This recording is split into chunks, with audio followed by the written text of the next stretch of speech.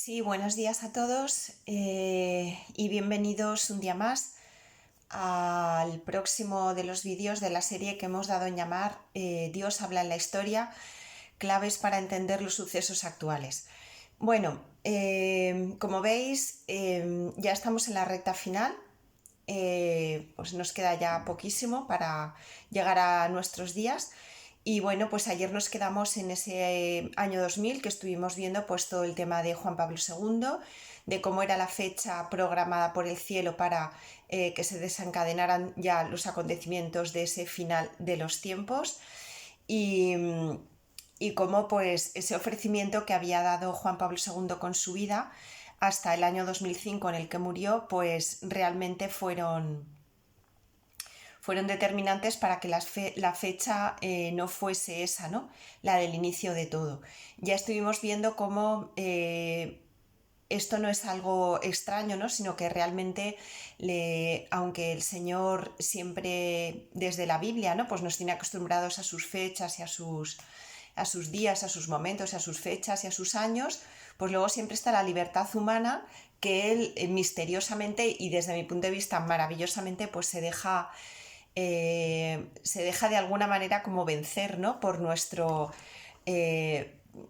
que nosotros hacemos, ¿no? O sea, es tan bonito, ¿no? Como pues por los ruegos en el caso de María, por ejemplo, que ya rogó para anticipar esa primera venida del Señor en la Encarnación, pues él anticipó su hora. Y luego pues tenemos a Juan Pablo II que lo que hizo fue al revés, como hacer que esa hora que estaba programada para ese castigo, ¿no? Que ya propiciaba los tiempos finales, pues se prolongara un poco, ofreciéndose él a la justicia divina para que no castigase al mundo, por decirlo así como de manera simplificada, ¿no? A partir de ahí ya lo vimos, pues comienza ese calvario suyo que duró hasta el año 2005, en el cual pues todos pudimos ver lo que era pues Jesucristo en la cruz, pues en él, ¿no? Eh, ya vamos viendo cómo realmente esto va ocurriendo y efectivamente llegamos al sábado 2 de abril del año 2005. Sabéis que el número 5 es un número muy mariano, que la Virgen pues muchas veces de alguna manera nos hace un guiño a través de ese número, ¿no? Pues justamente en el año 2005, o sea, 5 años fueron los que el Papa, como el cielo, recogió ese sacrificio del hijo predilecto de la Virgen, como fue llamado por María a los niños o los adolescentes en Medjugorje, ¿no? Cuando él murió, pues el siguiente mensaje que da a los videntes María es ya está conmigo en el cielo mi hijo adorado, ¿no? Entonces, ese hijo adorado, que así lo llamaba la Virgen a Juan Pablo II, pues efectivamente el cielo recoge esos 5 años de prórroga, por así decir, precisamente 5, ni 7, ni 8, ni 2, 5. Además, pues otras señales preciosas fueron, como sabéis, el día 2 de abril cayó en sábado, que es el día de la semana mariano por excelencia, como sabéis, y además ese año era precisamente él se muere por la tarde, tarde-noche, en vísperas ya, o sea, ya de hecho, sabéis que litúrgicamente la Iglesia celebra las fiestas a la víspera, ¿vale? Por eso, por ejemplo, cuando vamos un domingo, un sábado por la tarde a misa, es la misa o sea, válida para el domingo, porque la Iglesia celebra las fiestas la víspera. Bueno, pues en lo que ya era la víspera del domingo de la Divina Misericordia, muere Juan Pablo II, ¿no? O sea que en el año 2005, sábado, Día de la Virgen y además víspera del Domingo de la Divina Misericordia, que el que no vio los vídeos que hemos dedicado a este tema, pues yo le animo a que lo vea porque son maravillosos y como él fue realmente el que le dio ese espaldarazo a esa devoción que ya lo dijo muy explícitamente el Señor a Santa Faustina, es mi última tabla de salvación para lo que os queda, ¿no? Entonces, bueno, pues efectivamente muere y de alguna manera se cierra un capítulo. De hecho, los que visteis, os animo a recordar los que visteis el funeral de Juan Pablo II por televisión, porque fue súper emotivo, cómo se quedó allí la gente por la noche, las miles y miles y miles de personas de todo el mundo que fueron, ¿no? Después a los funerales. os invito a que recordéis una imagen que yo creo que valía más que 1000 palabras, que es la imagen del féretro del Papa en la plaza de San Pedro mientras se estaba celebrando la misa de su funeral, y sobre la tapa del féretro pues un libro de la Biblia que estaba allí, y, y un libro pues que lo dejaron abierto, ¿no? Pues eso, como que dando la imagen de que él nos había traído esa palabra de Dios, ¿no? Al mundo durante tanto tiempo, durante todos esos viajes. Y fue muy emotivo porque hay un momento de la misa en la que se desata un fuerte viento y esa Biblia que estaba abierta por la mitad empieza a pasar todas las hojas rápido, rápido, rápido el viento, y finalmente la última tapa, por así decir, de la Biblia la cierra, ¿no?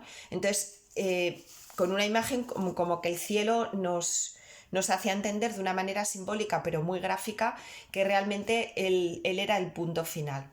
Otro dato que tenemos para esto es, como también las conocidísimas, archiconocidas por casi todo el mundo que me está oyendo, declaraciones de Conchita, una de las videntes de Garabandal. El que no haya visto el vídeo, pues que vaya allí y lo vea de nuevo.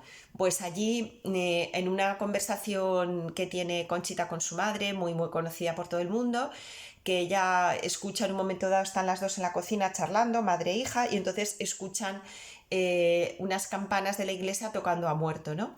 Y entonces la madre le comenta a Conchita, y pues ya habrá muerto, será que es que el Papa, que estaba muy malito, que ya se anunció que iba a morir, pues la madre dice, uy, pues son campanas a muerto, digo, pues seguramente será que ya el Papa ha fallecido.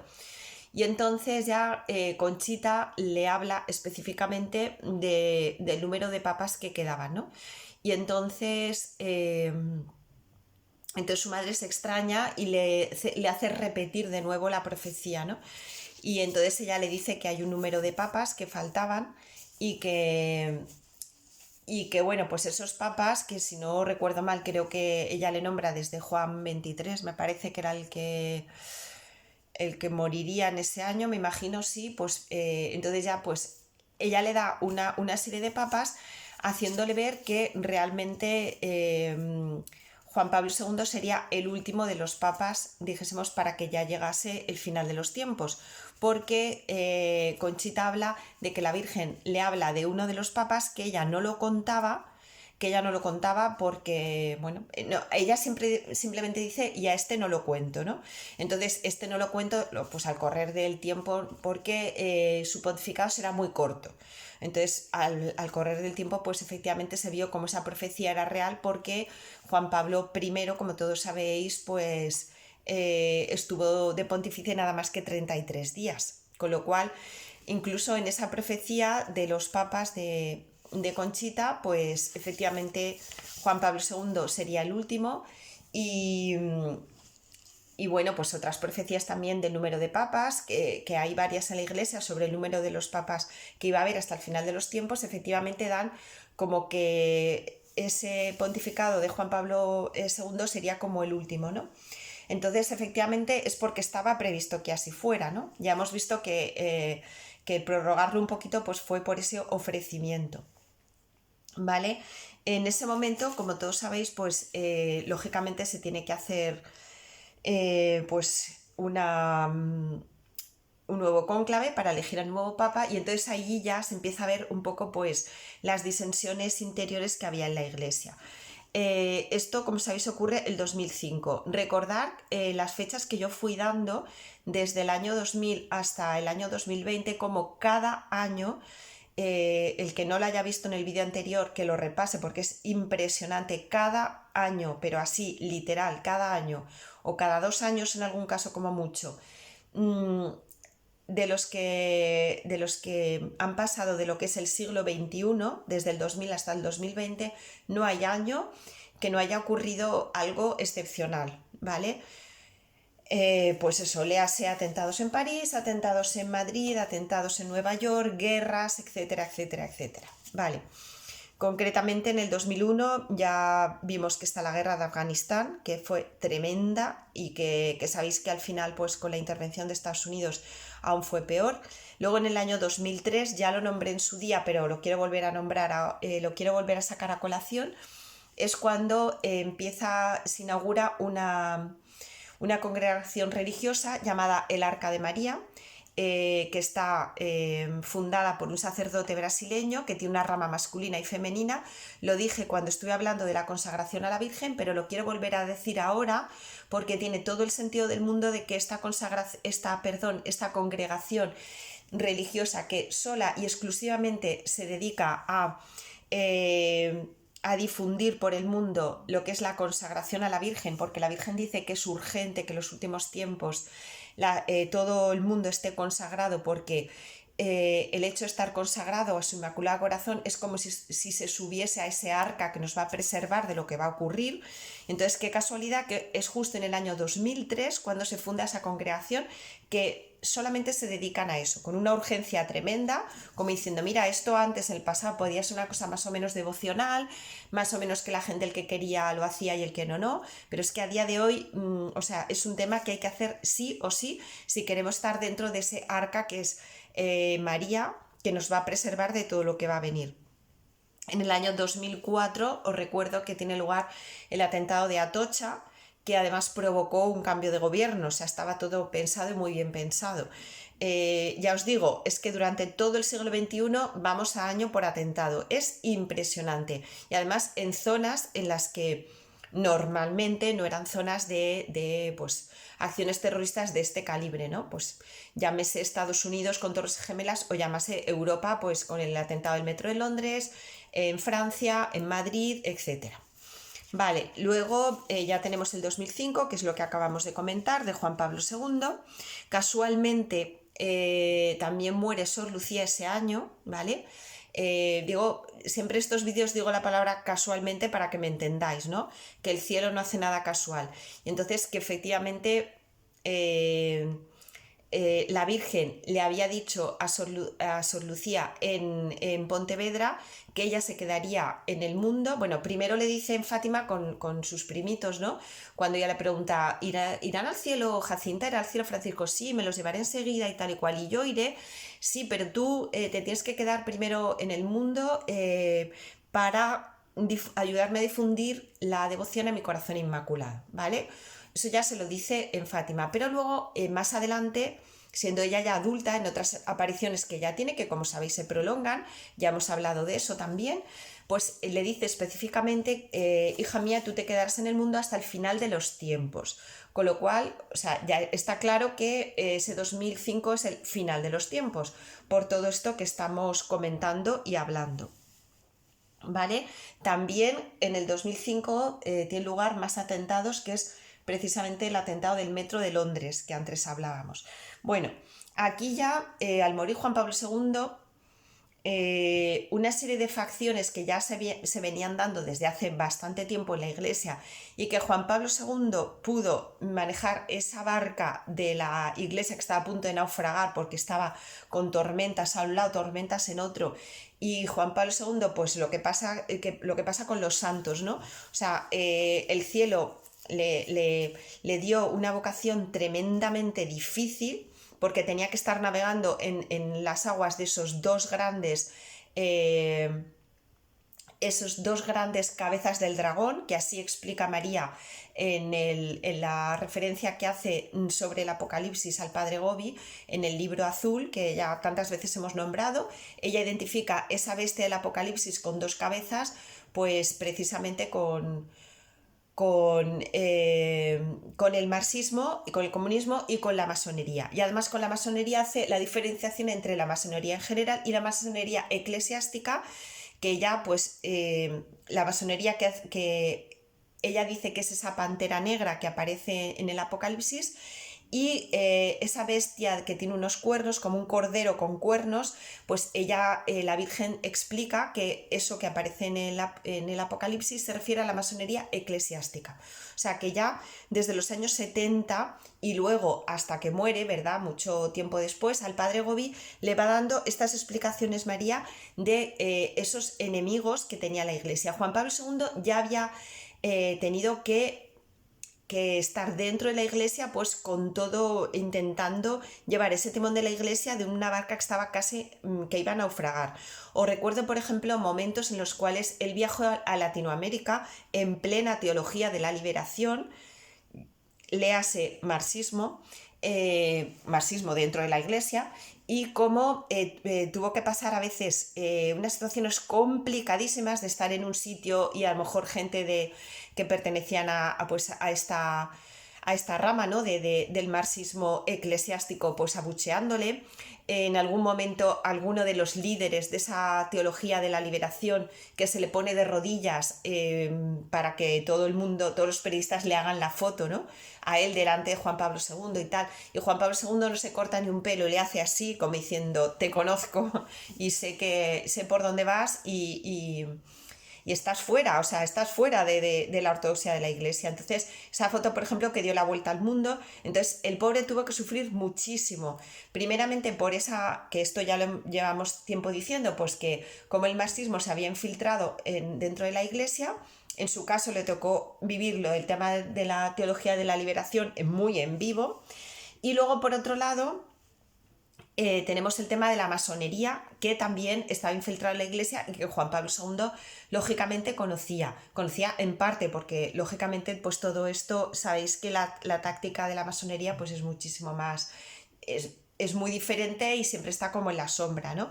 Pero él, el pobre, aunque eso era dificilísimo, pues allí con el timón de la Iglesia había intentado sortear todos esos obstáculos, había llegado hasta el año 2005 haciendo que la Iglesia no se rompiera, que no hiciera aguas esa barca, por fin, que ya no se podía más.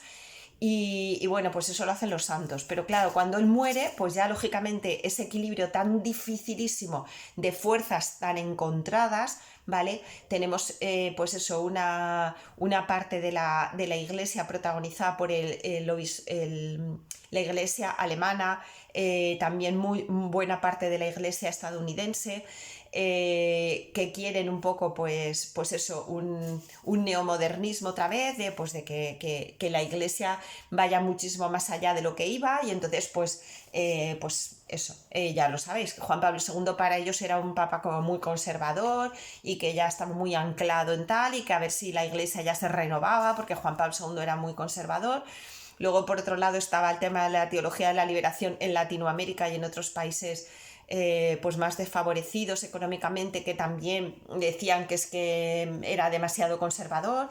Y luego, pues eso, todas esas fuerzas encontradas, que era como una olla a presión dentro de la Iglesia, que él había conseguido que la tapa no se abriese, ¿verdad? Y que no salpicara todo, y lo que hacía era pues dar muy buena doctrina, con lo cual el pueblo llano, por así decir, el católico de a pie, pues tenía como un faro muy con Juan Pablo II, un faro clarísimo de dónde hay que ir y cómo hay que ir. Y en el momento que había una desviación a derecha o izquierda, pues el Papa hablaba clarísimo como el agua, ¿no? Y no, pues eso. Uno de sus mayores logros para evitar lo que él se estaba dando cuenta, que se estaba desmoronando todo, es, como todos sabéis, el Catecismo de la Iglesia Católica. Es la obra cumbre de Juan Pablo II, que precisamente fue una idea muy inteligente. Por supuesto, fue una inspiración del Espíritu Santo y de la Virgen, como diciendo: Dios mío, va a entrar, o sea, la apostasía, una vez que yo muera, va a entrar en la Iglesia, porque yo estoy aquí frenando, pero esto, cuando yo muera, ya no voy a poder hacer más. Entonces, voy a intentar, al menos en lo que a mí me compete, dejar las cosas como súper claras, para que así lo que venga detrás de mí se sepa clarísimo si esto está dentro de la fe de la Iglesia o no lo está. Porque catecismos, un compendio así como el que hizo Juan Pablo II, pues no se había hecho desde hace siglos, o al menos un siglo, ¿no? Sí, yo creo que sí, principios del siglo XX. Vale, entonces el catecismo de la Iglesia Católica, que como todos sabéis, tuvo como su buque insignia con el cardenal Ratzinger, que era el prefecto de la doctrina de la fe, como todos sabéis, pues fue un faro que dio pues para todo ese católico de a pie que ya empezaba a ver tantas cosas, ¿no? Y tantas corrientes allí, unos por un lado, otros por otro, otros que si este es muy moderno, el otro que seas antiguo y otro que tal y que cual, pues era como un faro, como súper claro para cualquier persona que quisiera saber algo de lo que es la fe de la Iglesia, de saber si está esto dentro de la ortodoxia o no. Con esa obra, o sea, allí no hay lugar a duda ninguna. Entonces, de alguna manera, el infierno estaba rabiando, Satanás, por supuesto, que es el que organiza toda esta orquesta, ¿verdad?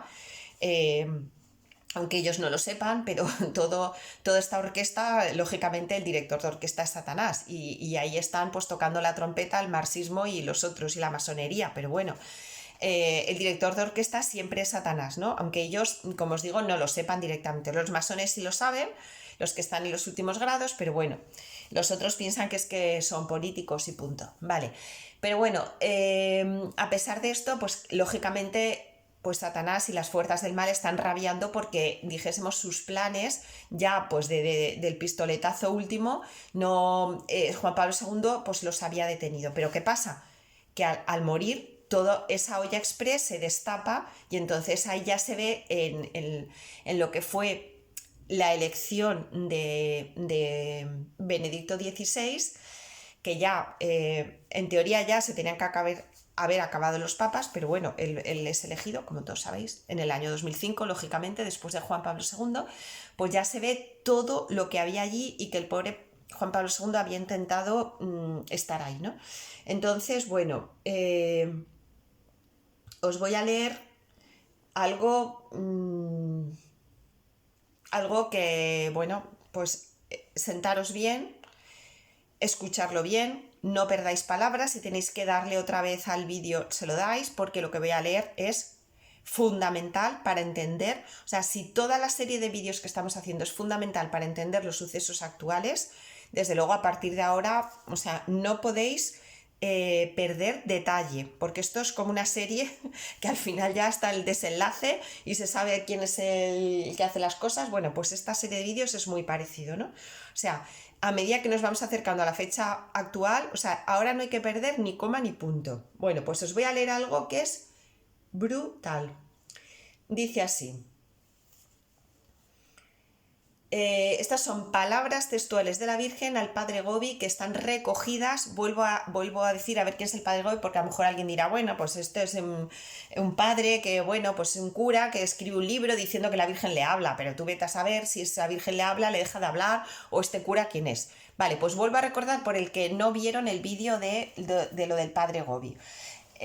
Bueno, pues este sacerdote es el fundador del movimiento sacerdotal mariano, fundado a través de una locución interior que él tiene de la Virgen en un viaje a Fátima después del Concilio Vaticano II, cuando este sacerdote está pues viendo un poco todos los errores que se están infiltrando a la Iglesia por una mala interpretación del concilio. Le dice a la Virgen que le ayude porque muchísima gente católico de a pie está siendo muy confundido, y allí tiene pues eso, una locución interior de María que le invita a fundar ese movimiento sacerdotal mariano en el cual están inscritos muchísimos, pues eso, jerarquía de la Iglesia, sacerdotes de a pie, y está extendido por el mundo entero. Hay cardenales, hay obispos, hay sacerdotes, hay de todo. Y el máximo defensor de esto, porque además eran amigos personales, era Juan Pablo II, que él siempre decía, yo soy el primero que está en ese movimiento. Lógicamente el más mariano no podía ser, ¿no? Entonces, de alguna manera él era como miembro honorífico, lo podríamos llamar así, ¿no? Entonces, cuando María sigue hablando al Padre Gobi, luego finalmente, pues el director espiritual y Juan Pablo II también le animaron a que publicara todas esas locuciones interiores que hace la Virgen desde el año 73 hasta el año, creo que os lo dije en el vídeo que edité sobre sí, precisamente. Precisamente. Bueno, me acabo de quedar muerta. No me acordaba, disculparme. Lo dije en el vídeo, pero ahora no me acordaba. Justamente las últimas locuciones que tiene María son en el año 97-98, ¿vale? Entonces, en esas últimas locuciones, que como veis están ya a 2-3 años del año 2000, pues la Virgen, una de las locuciones que le da al Padre Gobi es la siguiente que os voy a leer, ¿vale? Os he dicho toda esta introducción para que veáis que lo que vamos a leer aquí no es una reflexión de un padre que vete tú a saber, no, es que tiene el peso que os acabo de decir. Dice así: hijo mío, escribe, después de Juan Pablo II vendrá la apostasía general. Cuando este papa, en este momento era Juan Pablo II, en el 97, cuando la Virgen habla, cuando este papa, Juan Pablo II, haya cumplido la misión que Jesús le ha encomendado y yo baje del cielo para coger su sacrificio, o sea, que a alguien le cabe alguna duda de que Juan Pablo II, cuando estaba agonizando ese sábado 2 de abril, víspera de la Divina Misericordia, le vino a buscar su madre del cielo y dice aquí que bajó a recoger su sacrificio. O sea, Juan Pablo II se ofrece la justicia divina y María, la víspera de su muerte, viene a recoger su sacrificio. Aquí lo dice ella. Y lo dice antes, porque esto se lo dice al Padre Gobi en el 97. ¿Vale? El Padre Gobi no sabe nada de que en el año 2000 el Papa Juan Pablo II se va a ofrecer a la justicia divina para prolongar ese tiempo, No lo sabe. Pero en el año 97 ya se lo dice María al Padre Gobi, ¿vale?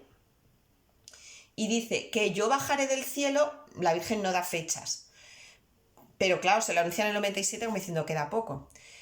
Yo bajé del cielo para, dice, cuando este papa haya cumplido la misión que Jesús le ha encomendado, y yo bajé del cielo para recoger su sacrificio, todos seréis envueltos por una densa tiniebla de apostasía, que entonces llegará a ser general, ¿vale? ¿Habla aquí claro la Virgen o no habla claro? ¿Vale?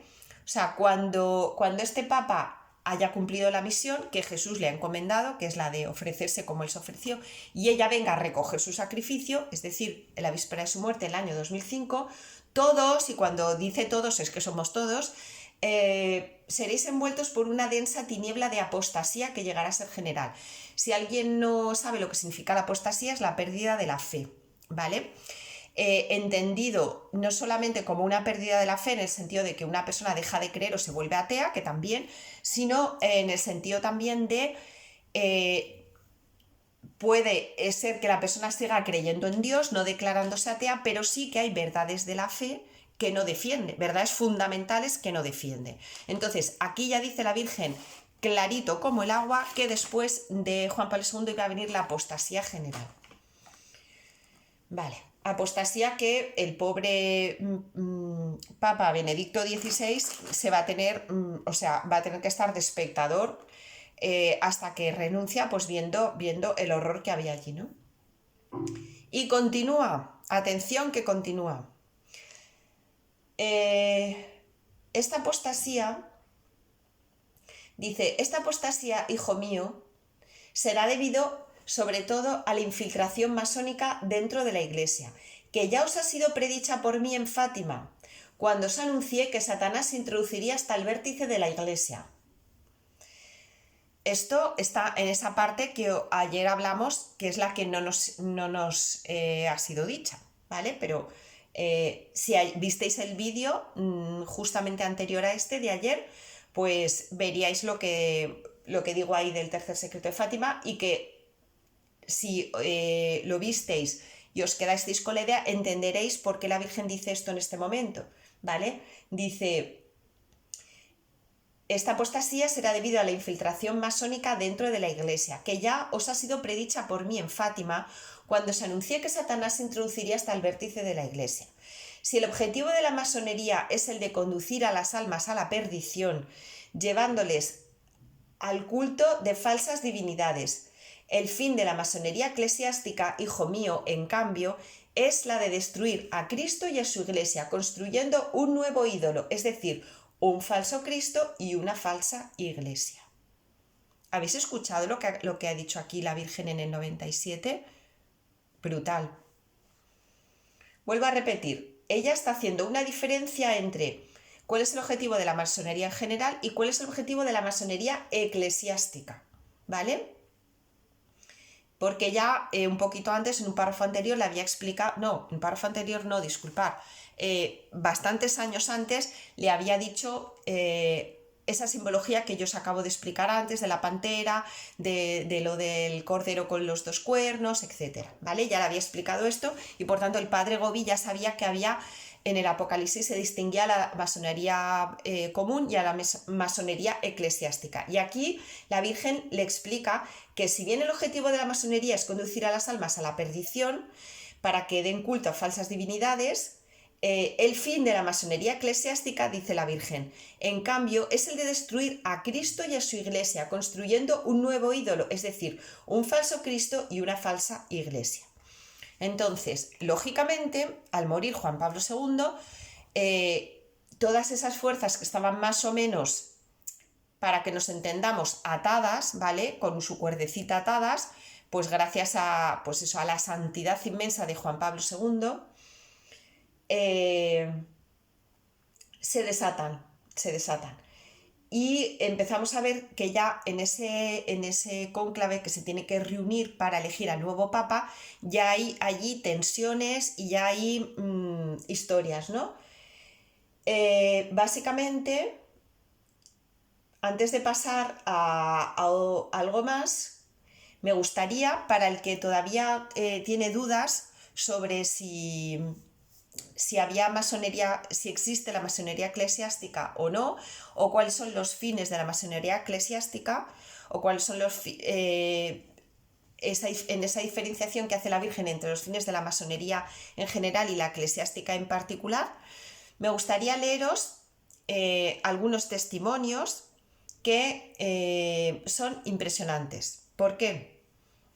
Porque los párrafos que os voy a leer no son párrafos hechos desde personas de fe, sino que los párrafos que os voy a leer son párrafos o declaraciones de masones, ¿vale? Miembros de la masonería en un grado bastante alto que dicen las siguientes declaraciones con respecto a la Iglesia, ¿vale?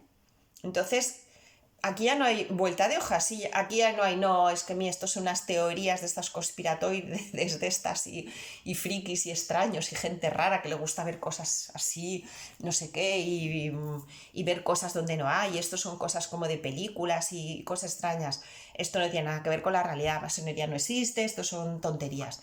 Bueno, pues para todos los que piensan eso, voy a leer unas declaraciones, 2 o 3 declaraciones de masones, ¿vale? Hablando a sus miembros de la masonería. Vale. La primera declaración es de Van Humbeck, soberano gran comendador masónico del rito escocés en Bélgica. Dice así: tenemos un cadáver, hermanos. Este cadáver, él hablaba a los otros miembros de la masonería como él, en una reunión. Este cadáver es el catolicismo. Tal es el cadáver que hay que echar a la fosa, uniendo al efecto en un solo esfuerzo todas nuestras energías, para que se haga cuanto antes, ¿vale? O sea que aquí dice que el catolicismo es un cadáver que hay que echar a la fosa y unir todas nuestras energías para lograrlo. Gran maestre nacional masónico de Bélgica, Globet de Aviela. Otra declaración. La masonería, por la plenitud de su organización, ritos, símbolos y ceremonias, se halla en capacidad de rivalizar con su gran enemigo, la Iglesia romana. Sí, queremos la guerra, y guerra, muerte contra la Iglesia. No sé, yo creo que es bastante claro. Vale. Esta es la última que os voy a... Esta es la última que os voy a leer. Esta declaración es de un masón que se llama H.G. Desmonds, que es miembro del Supremo Consejo Masón de Francia. ¿Vale? Vale. Os pongo para que lo entendáis, comentaros que el primero que dictó una declaración Bueno, el primero no, pero el primero que el Papa como más próximo a nosotros, que habló explícitamente de la masonería y cómo estaba prohibida por la Iglesia la doble pertenencia, ¿vale? Que mucha gente a día de hoy sigue pensando que se puede ser masón y católico, ¿vale? Y durante mucho tiempo hubo un confusionismo con esto. Entonces el Papa León XIII lo quiso dejar clarísimo y dijo que era imposible la doble pertenencia, perdón, que uno no podía ser católico y masón porque estaba excomulgado por la Iglesia. Esto os animo a ver en YouTube conferencias de ese grandísimo historiador que es don Alberto Bárcena, que él tiene vídeos buenísimos hablando precisamente de este tema del cual es especialista, ¿no? Dice así, dice este gran maestre, este señor, que es gran maestre, miembro del Consejo Superior Masón de Francia. Dice, la batalla empeñada entre el catolicismo y la masonería es batalla a muerte, sin tregua ni cuartel. Es menester que allí donde el católico levante la cruz en señal de dominio, despleguemos los masones nuestro estandarte masónico.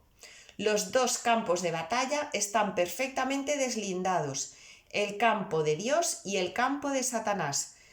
Como dice el Papa León XIII, ya no hay vacilación posible contra la Iglesia o contra nosotros.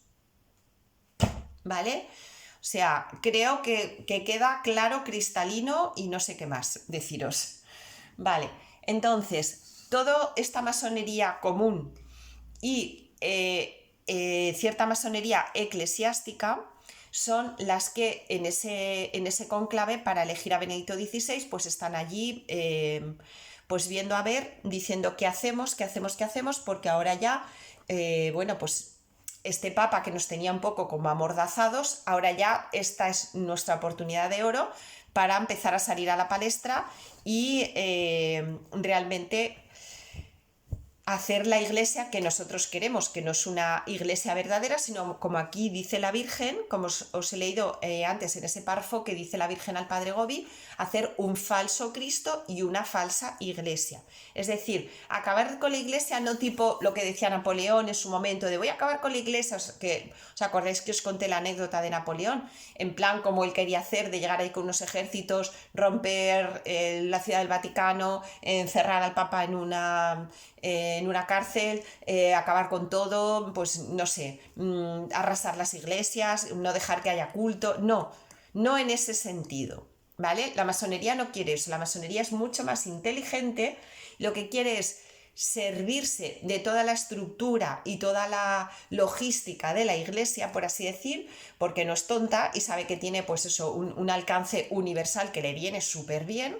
Y entonces utilizar toda esa infraestructura que ya existe en la iglesia para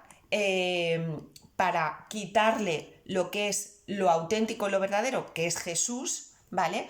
Que es el Evangelio, que es la sana doctrina, que es pues eso, la iglesia que fundó el Señor, y quitarle eso que es su esencia y dejar ese ropaje, dijéramos que es como lo accesorio de la iglesia, que son pues bueno, pues su curia, pues su jerarquía, pues sus templos, etcétera, etcétera, dejar toda esa infraestructura que les viene muy bien y quitar lo que es la verdad del Evangelio para meter ellos su verdad. Entonces hablar de un Cristo que no tiene nada que ver con el Cristo del Evangelio y un falso Dios, un ecumenismo malentendido, y ellos en el fondo gobernar, pero que la gente siga pensando que están siguiendo pues a la iglesia verdadera, pero en realidad es una iglesia falsa, ¿no? Porque ya no. Entonces, desde ese momento se entiende que pues lo que Conchita de Garabandal también decía de que era el último papa, ¿no? Entonces, bueno, para los que siguen pensando que, bueno, que ha quedado claro con lo que he leído, que la masonería estaba en contra de la iglesia, que la estaba atacando y que la va a atacar desde dentro, igual que esas infiltraciones que ya lo hemos hablado antes también, de candidatos marxistas dentro de los seminarios para que luego con el correr del tiempo pues fueran miembros de la jerarquía, que de eso ya lo hablamos, pues la masonería exactamente lo mismo, o sea, lo que hace es captar a gente de la jerarquía, de la alta jerarquía católica, para que sean masones. Esto no es ninguna novedad, desde el siglo XVIII ha habido algún papa masón y ha habido varios cardenales masones y tal, por todos conocidos. O sea, esto no es ninguna, de repente que la iglesia y tal y cual, pero no pensemos que esto se quedó allí, sino que ha seguido hasta nuestros días, ¿no? Entonces, ¿por qué esto lo sabemos? Pues como a mí me gusta daros siempre fuentes y daros argumentos históricos, no mi opinión personal y subjetiva o uno que dice que le dijeron, pues os dije, cuando estuve hablando del Vaticano II, dos datos importantes, dos declaraciones importantes de cómo el marxismo se infiltraba con esa táctica del caballo de Troya, se infiltraba dentro de los seminarios, y os di dos, os animo a que lo veáis si no lo habéis visto, os di dos casos clarísimos, ¿vale? Uno en Estados Unidos con esta señora convertida, gracias a Fulton Sheen, que fue el que difundió esto, y que era marxista, y luego al convertirse pues ya destapa lo que sus compañeros de partido estaban haciendo, y luego este chico que se mató en las carreteras francesas, ¿no? ¿Os acordáis? Bueno, pues aquí también voy a dar datos muy concretos y muy fehacientes para que veáis que el tema de la masonería eclesiástica estaba allí. ¿Y por qué sabemos que llega hasta nuestros días? Bueno, pues me salté en su momento, pero lo hice adrede para volverlo a nombrar ahora. Cuando estuvimos hablando de los años 70, sí, finales de los años, concretamente en 1978, cuando es elegido el Papa Juan Pablo I, ¿os acordáis? Cuando es elegido el Papa Juan Pablo I, que todos sabéis pues lo poquito que duró y tal, que fueron solamente 33 días después de Pablo VI, bueno, pues allí es el primer dato que tenemos, lo podía haber nombrado en ese momento, pero lo quiero nombrar ahora, que es cuando va a empezar el pontificado de Benedicto XVI, porque es muy importante que os lo diga en este momento y no en el momento que tocó decirlo, porque cobra su pleno significado ahora. Me explico. En el momento en el que el futuro Papa Juan Pablo I pues se le elige como Papa, en el momento justo que es elegido, que él ya tenía pues una trayectoria pues de una gran santidad, ¿no? Y de una persona que está muy dentro de la ortodoxia de la Iglesia y muy querido, ¿no? por el pueblo romano, italiano y demás. Bueno, pues en ese mismo año, nada más ser elegido, tiene lugar un escándalo enorme, ¿vale? Que tiene como protagonista un periodista italiano que se llama Mino Pecorelli. Este Mino Pecorelli era masón, y era masón de la logia P2. La logia P2 era pues una de las logias, como hay varias, que funcionaba pues en Roma, ¿no? Entonces, este periodista, que es masón, no porque nadie haya dicho, no, es que este es masón y a lo mejor no lo era, no, es que lo dijo él. Lo dijo él, que era masón, pero bueno, era un masón que estaba arrepentido y que había salido de la masonería. Y entonces, a partir de allí, como lógicamente al convertirse a la fe, al dejar la masonería y convertirse a la fe, de alguna manera él lo que intenta es destapar todo lo que él sabe en primera persona, porque era masón y porque había asistido a las reuniones y porque todo, ¿vale? No es que nadie se lo hubiera contado. Y él dirige una revista que se llamaba OP, Osservatore Politico en italiano. Entonces, en esa revista, él nada más ser elegido Juan Pablo II, pues da una campanada tremenda. O sea, eso fue que se quedó pues todo, no solamente dijésemos los lectores católicos, sino los lectores del mundo entero, la prensa mundial se hizo eco de este artículo de Mino Pecorelli. Exactamente os digo la fecha por si lo queréis mirar, es del día 12 de septiembre de 1978, ¿no? Entonces publica en esa revista en la que él dirige un artículo en el que publica un listado de los 121 masones de esa logia, entre ellos de esa logia romana, entre ellos 121 personas representantes del clero católico, entre ellos cardenales, obispos y pues representantes, pues eso,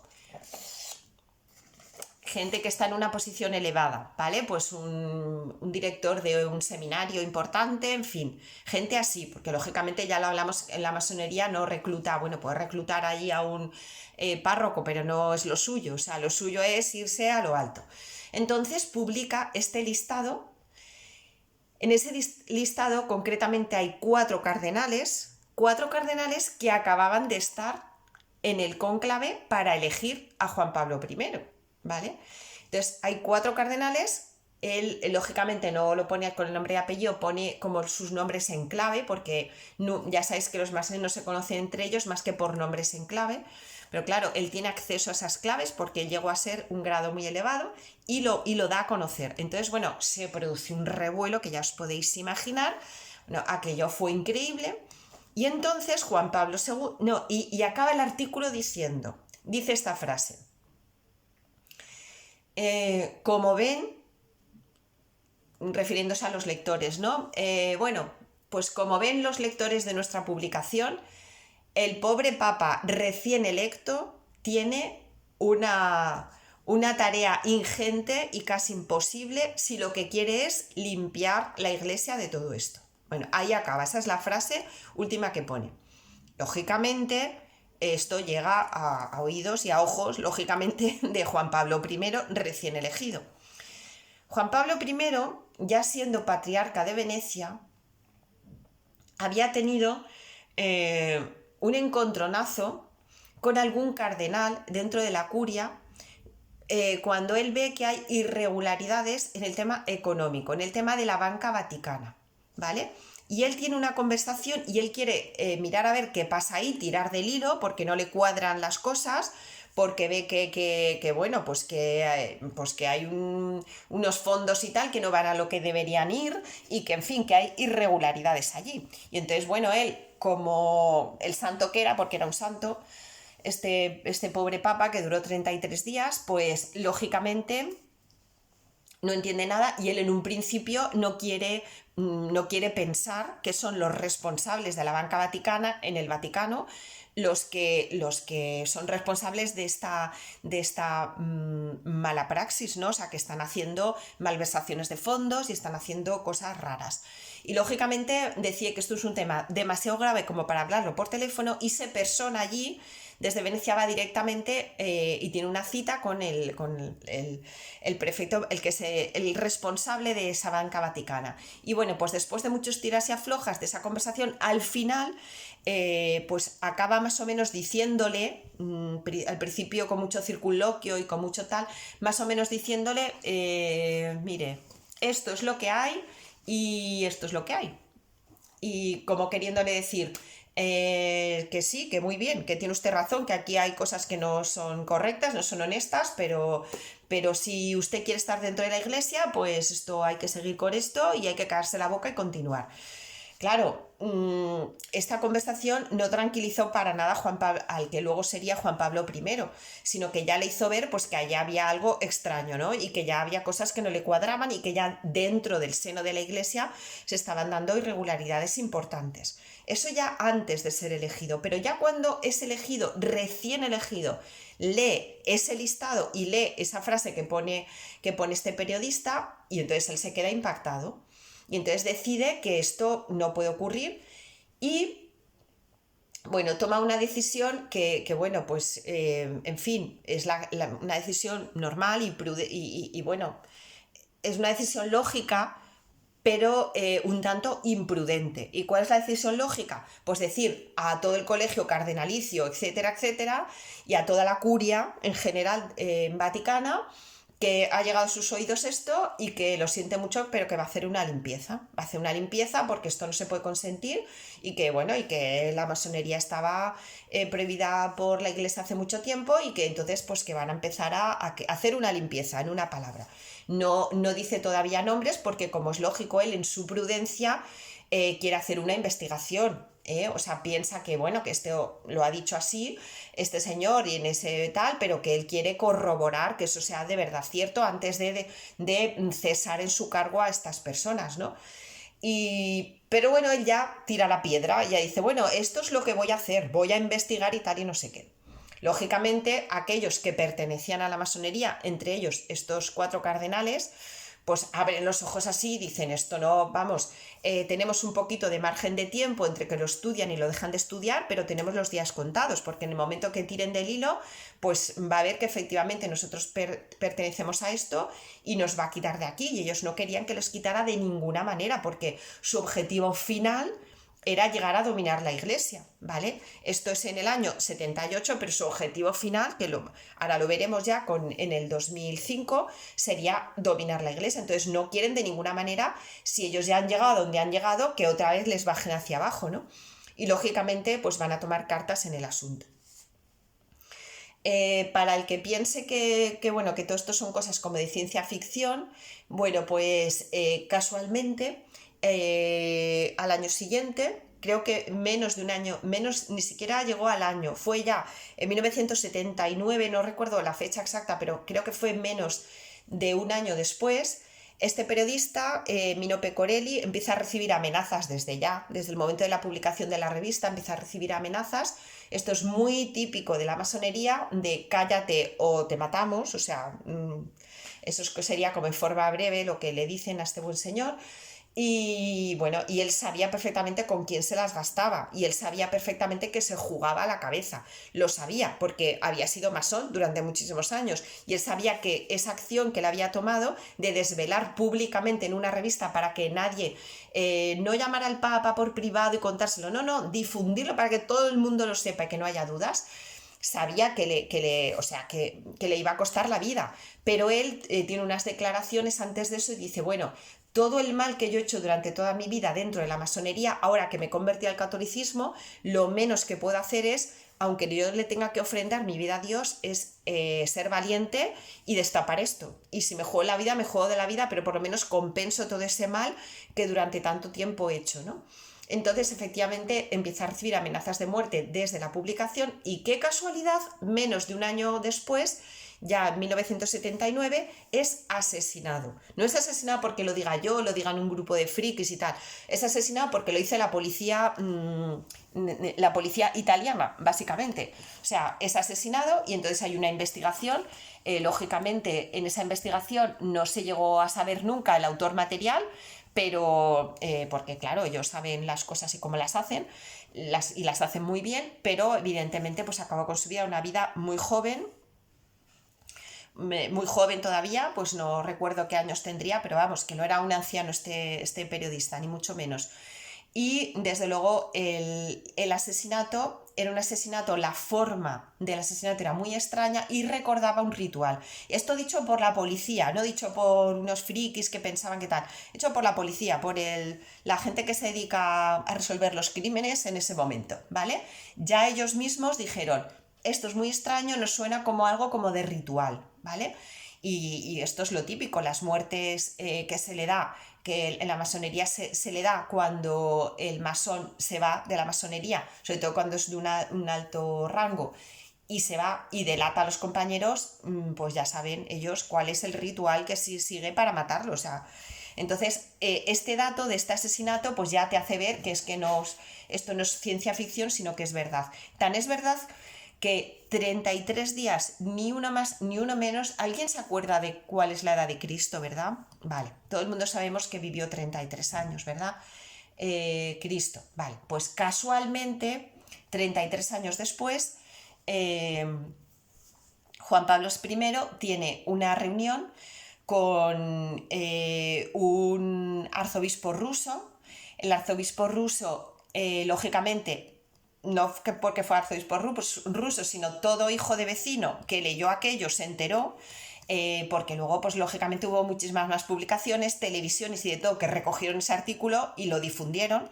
Entonces, el arzobispo ruso, que sabía de esto también, que lo leyó, ya os digo, como todo hijo de vecino lo leyó, se pone en comunicación con Juan Pablo I y le dice, Santidad, eso que os ha llegado, porque yo lo he leído también, es cierto, y yo tengo constancia de los nombres y de tal, porque han querido contactar conmigo en su día, en su momento, para que yo también formase parte de la masonería.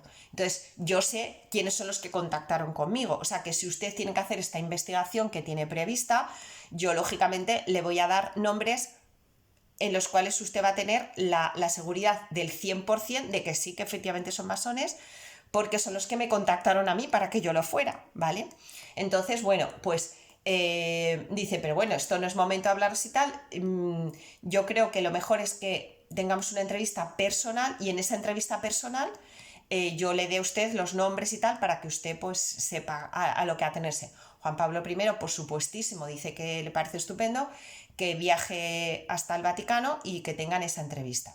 A todo esto la masonería, como ya sabemos, pues lógicamente tenía sus infiltraciones, no se iba a quedar así y tal. Entonces sabemos positivamente que se infiltró también entre la cocina del Vaticano, entre los camareros, entre, bueno, pues el personal un poco. Había masones infiltrados también en la Guardia Suiza, o sea, la estrategia es muy inteligente. Esta gente no es boba ni se chupa el dedo, o sea, esta gente hace las cosas muy bien hechas.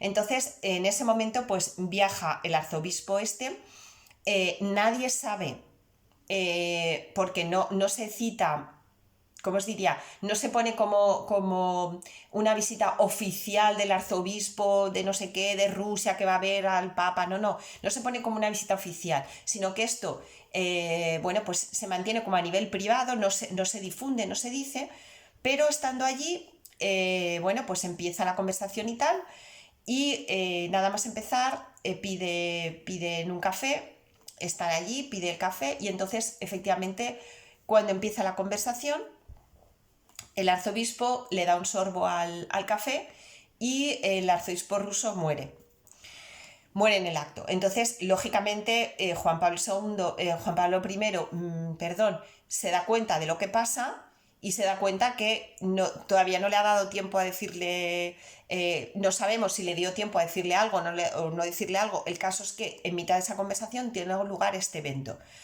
Por tanto, Juan Pablo I se da cuenta que efectivamente es real ese artículo que ha publicado este periodista y es real que, bueno, pues que estaba infiltrado allí hasta, pues eso, hasta la propia cocina vaticana. Entonces, bueno, pues sabemos que se acuesta y que un día o dos él tenía su costumbre de tomar té y bueno, pues sabemos que fue envenenado por algo que realmente no es un veneno como tal, sino que simplemente él sufría de una depresión muy baja y le dan un preparado químico. Luego, en el próximo vídeo, si me acuerdo del nombre del preparado químico exacto, os lo pasaré. Pues simplemente que lo que hizo fue agravar esa dolencia que él ya tenía. Y entonces muere a los 33 días, ¿no? Entonces todo el mundo como, ¡ay, ha muerto! Pues no sé, el pobre estaba malo y tal. O sea, como si el Espíritu Santo, perdonadme esta expresión, fuera medio tonto y dijera, mira, vamos a elegir a un papa, pero que es un papa que no va a servir prácticamente el pobre para nada porque va a estar 33 días y luego vamos a elegir a otro. Como si el Espíritu Santo no supiera cuándo era la fecha de la muerte de este buen señor, ¿no? O sea, es que no tiene ningún sentido.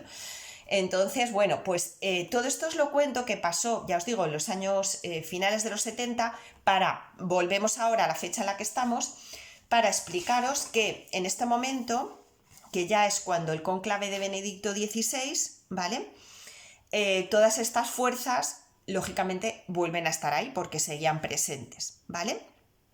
Bueno, lo vamos a dejar aquí. Y en el próximo vídeo vamos a empezar ya con el pontificado de Benedicto XVI y vamos a hablar ya pues, de todo lo que supuso pues, el escándalo de la pederastia, el Batilix, etcétera, etcétera. Y quizás sea el último, no lo sé, depende cómo se den las cosas, ¿vale? Bueno, pues un besito, gracias por escucharme y si lo veis interesante, pues eso, darle like y compartir. Hasta mañana.